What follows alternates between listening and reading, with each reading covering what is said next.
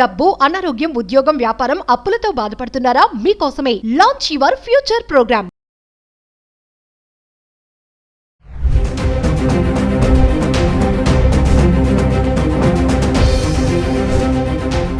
నమస్తే, welcome back to Suman TV. ప్రస్తుతం మనతో పాటు ఉన్నారు ఫ్యామిలీ కౌన్సిలర్ రజనీ రమ్మ గారు. నమస్తే మ్యామ్. నమస్తే నాయన. మేడం, ఇప్పుడు వైరాగ్యం అంటారు కదా, వైరాగ్యం అంటేనే అది వినడానికే కొంచెం డిఫరెంట్గా ఉంటుంది. వైరాగ్యం అనగానే ఏవో ఆలోచనలు వస్తూ ఉంటాయి. మరి వైరాగ్యం ఉన్న మగవాళ్ళని పెళ్లి చేసుకుంటే లైఫ్లో డోకా ఉండదంట. ఇది ఎంతవరకు నిజమంటారు? ఒకసారి దీని గురించి.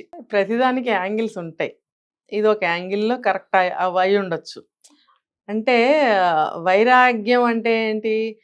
ఏదైనా పర్వాలేదులే అనుకుంటే కొంతకాలం బాగానే ఉంటుంది, అన్ని కాలాల్లో బాగుండదు అది. ఇప్పుడు ఆయన అనుకుంటే ఆయన అలా ఉంటే సరిపోయిందా? మరి భార్యకి పరిస్థితి ఏంటి ఇక్కడ? ఇప్పుడు ఆవిడకి కలర్ఫుల్ శారీలు కట్టుకోవాలి, మూవీస్కి వెళ్ళాలి, నగలు కొనుక్కోవాలి, చుట్టాల దగ్గరికి వెళ్ళాలి, ఫ్రెండ్స్తో తిరగాలి, అక్కడ షికార్లు అన్నీ తిరగాలి, టూర్లు వెళ్ళాలి, ఇన్ని ఉంటాయి. నువ్వు వైరాగ్యంలో ఉంటే ఆమెకేంటి? అయితే ఒక యాంగిల్ నుంచి అయితే ఆయన హాయిగా ఇంట్లో మొదటిని పడుంటాడు, ఉద్యోగానికి వెళ్ళొస్తాడు, ఆయనతో ఏ ఇబ్బంది ఉండదు, అది కావాలి ఇది కావాలని అడగడు, ఎంటర్టైన్మెంట్స్ ఏం వద్దు, సినిమా వద్దు, షికార్ వద్దు, టూర్ వద్దు, ఏమొద్దు, డబ్బులన్నీ మిగులుతాయి. ఒక్క యాంగిల్లో అయితే ఓకే.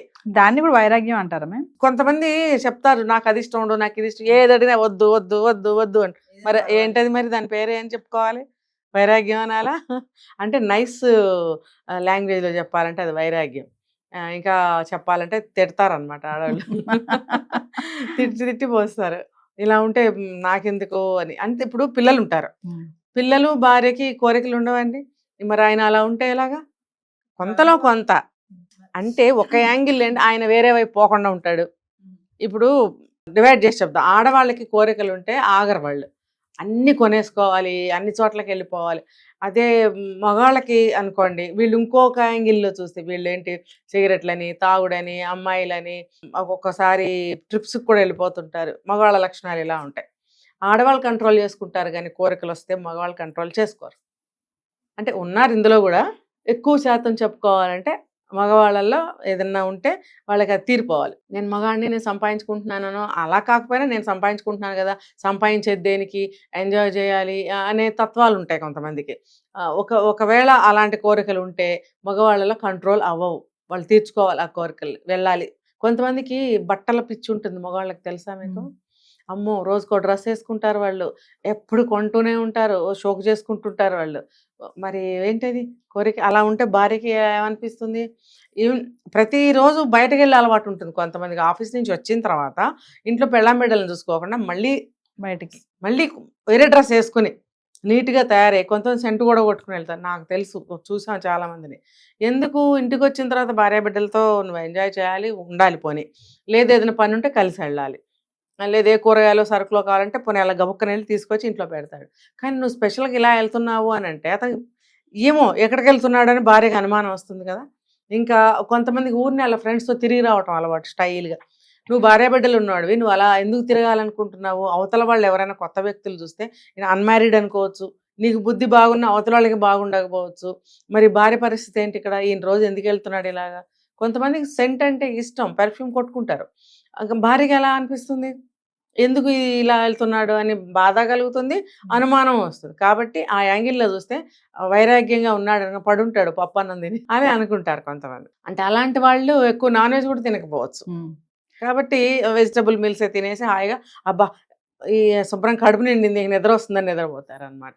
అలా ఉంటే ఒక యాంగిల్లో మాత్రమే బెనిఫిట్, మిగతా యాంగిల్స్లో బెనిఫిట్ కాదు. అంటే ఇప్పుడు అలా ఉన్న వాళ్ళని పెళ్లి చేసుకున్నాను అనుకోండి మేడం, మీరు చెప్తున్నారు లాభాలు ఉంటాయండి, మరి నష్టాలు కూడా ఎలా ఉంటాయంటారు? ఒకసారి దాని గురించి. నష్టం అంటే ఇప్పుడు భార్య వైపు నుంచి, పిల్లల వైపు నుంచి కోరికలు ఉంటాయి. మరి నాన్న అలా పడుంటే ఎలా అవుతుంది? భర్త అలా పడుంటే ఎలా అవుతుంది? కుదరదు, చాలా గొడవలు వస్తాయి. ఇప్పుడు పిల్లల సంగతి పక్కన పెడదాం. ఇప్పుడు ఎంతమందిని చూడట్లేదు, జంప్ అయిపోతున్నారు కదా అక్రమ సంబంధాలు పెట్టుకుని.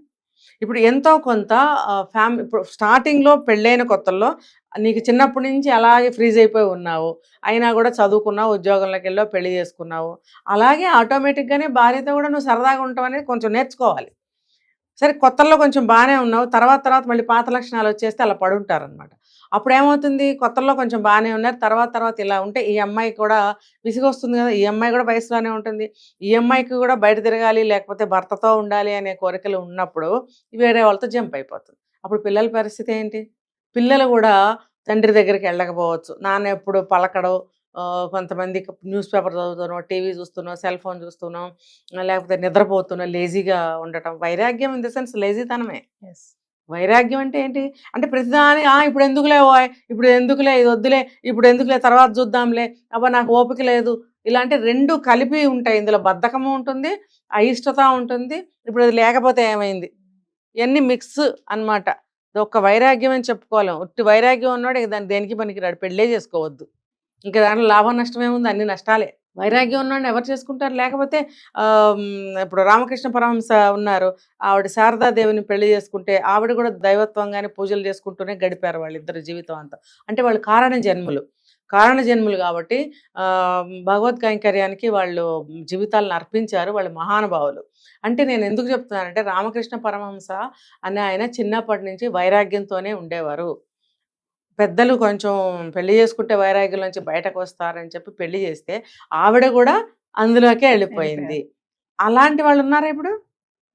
లేరు. వీళ్ళ దారి వీళ్ళు చూసుకుంటున్నారు కానీ భర్త ఏం చేస్తే ఆ దారిలోకి వెళ్ళిపోయిన స్త్రీలు ఉన్నారా? అస్సలు లేరు. నేను వినలేదు, చూడలేదు ఇప్పుడు వరకు. కాబట్టి వాళ్ళ దారి వాళ్ళు చూసుకుంటారు. మరి ఇది నష్టమే కదా. ఇప్పుడు అతనికి ఇప్పుడు వైరాగ్యం అనుకున్నా కొంతకాలం అయిన తర్వాత అతని జీవితానికి ఒక తోడేంటి? అతనికి మంచికి చెడ్డకి ఎవరుంటారు?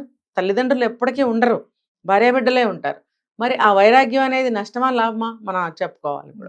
కాబట్టి ఎటు తిరిగినా ఇది అంత శుభము అంత లాభము కాదు. ఏదో ఒక యాంగిల్ వైరాగ్యం ఉందనుకోండి, ఓకే, మంచి పూజలు చేస్తాడు ఆయన, ఇంటి యజమాని మగవాడు పూజ చేస్తే ఇంటికి చాలా మంచిది అంటారు. ఆ యాంగిల్లో మంచిది, భార్యకి కాస్త పనులు తప్పుతాయి, ఆవిడ ఇంటి పనులు చేసుకుంటుంది. కానీ అన్నిటికీ ఆ వైరాగ్యం వర్తిస్తే మాత్రం ఇంకా నష్టాలు ఎక్కువ, చాలా వింటున్నాగా మనం. మా భర్త ఏమి పట్టించుకోడు, మాట్లాడు, నవ్వడు, చేయడు, నాకు అతనితో ఏ కోరిక తీరట్లేదు, అందుకని ఆవిడ ఇంకో అతనితో వెళ్ళిపోయింది అని ఎన్ని వింటున్నాం కదా. Thank you.